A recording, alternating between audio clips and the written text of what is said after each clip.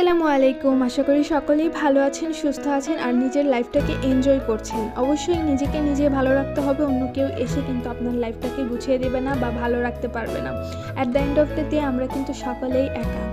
তো যাই হোক, নিজের আশেপাশের মানুষগুলোকেও ভালো রাখতে হবে, নিজে ভালো থাকতে হবে, এই হলো কথা। আর আজকে আমি দেখাচ্ছি কিভাবে আমি ফ্লাওয়ারটা তো স্টিচিং করেছিলাম।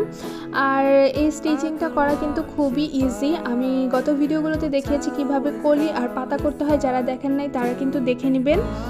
আর দেখেন, আমার কাছে এই জিনিসটা মানে স্টিচিংটা অনেক বেশি কঠিন লাগতো, কিন্তু যখন আমি কাজটা করেছি তখন আমার কাছে এটা খুবই মানে ভালো লেগেছে করতে। আর একটা জিনিস নিজে হাতে করে সেটা গিফট করার মধ্যে কিন্তু অন্যরকম একটা শান্তি পাওয়া যায়। তো আপনারাও এরকম ট্রাই করবেন নতুন কিছু, আর সেটা উপহার দিবেন প্রিয় কাউকে। তো সেই পর্যন্ত ভালো থাকবেন, সুস্থ থাকবেন। আল্লাহ হাফিজ।